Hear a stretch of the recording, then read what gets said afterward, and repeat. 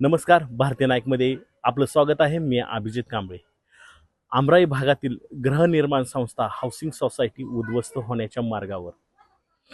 गेल्या 70 वर्षापूर्वी महाराष्ट्र शासनाच्या मदतीने व बारामती नगर परिषदेच्या जागेवर या गृहसंस्था हाऊसिंग सोसायटी निर्माण झाल्या. या संस्था तत्कालीन फार गरजेच्या होत्या, परंतु त्यानंतर अनुसूचित जातीच्या लोकांच्या संस्था ना आतापर्यंत एकही रुपयाचा निधी दिला गेला नाही. हाऊसिंग सोसायटींना तशाच्या तशा जीर्ण अवस्थेमध्ये उघड्यावर ठेवण्यात आलेले आहे. बारामती नगर परिषद मार्फत फक्त रस्ता, पाणी, सार्वजनिक शौचालय सोडता कोणतेही कामे या हाऊसिंग सोसायटीमध्ये झाले नाही. दुरुस्तीच्या नावावर कोणताही एक खर्च हे या हाऊसिंग सोसायटीवर करण्यात आलेला नाही.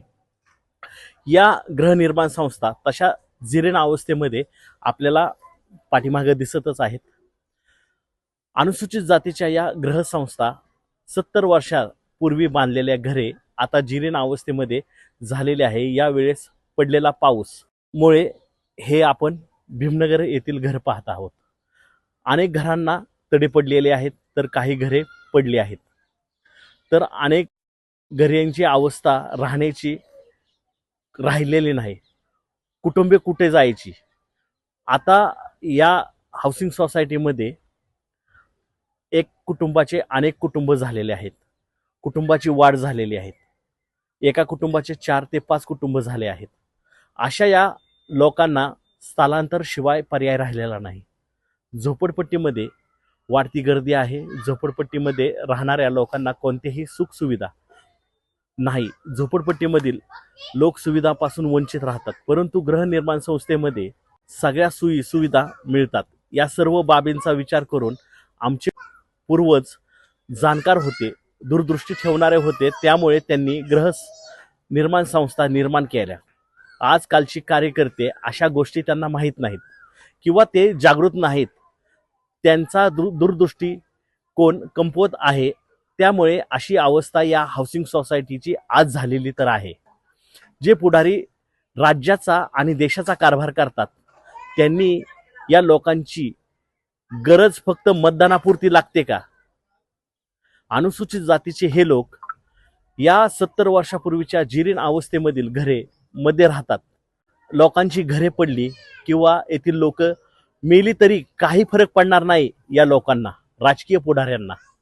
ही घटना होण्यापूर्वी लेखी तक्रार साबळे व त्यांच्या कन्या यांनी दिली होती, नगर परिषदेमध्ये दिली होती.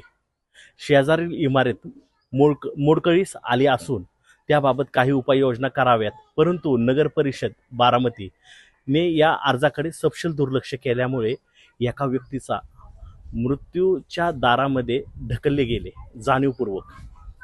या चुकीमुळे निष्पाप वयोवृद्ध साबळे यांचा मृत्यू झाला.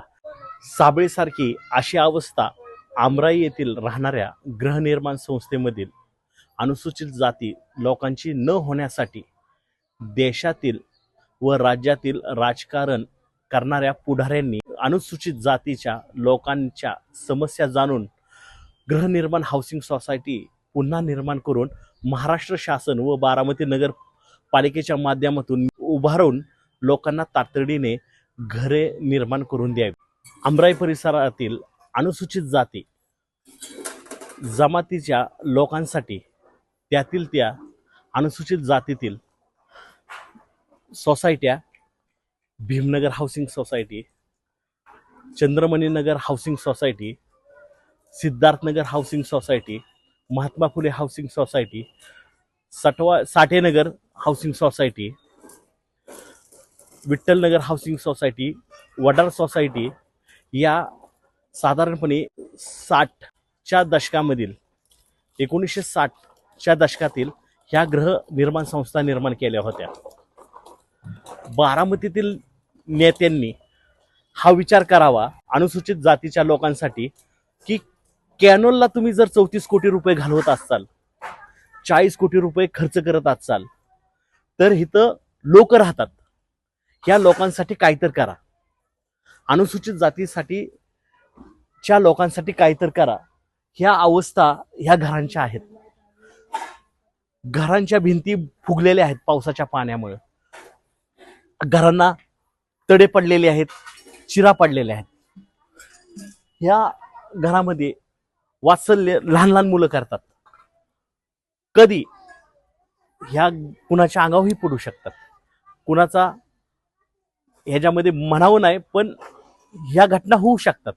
जर तुम्ही करा नदीमध्ये 110 कोटी रुपये खर्च करू शकता, बारामतीचे नेत्यांसाठी बोलतोय, तर इथं राहणाऱ्या अनुसूचित जातीच्या 10 ते 15 हजार लोकांसाठी का सोय केली जात नाही?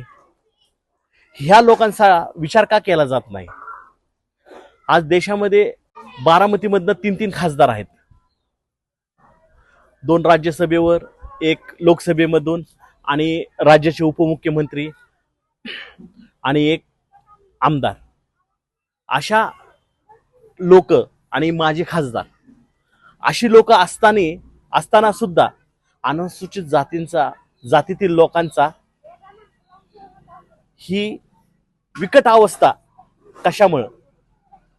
यांनी स्वतःचा दृष्टिकोन बदलायला पाहिजे आणि या लोकांसाठी, अनुसूचित जातीच्या लोकांसाठी पर्यायी व्यवस्था करण्याची गरज आहे.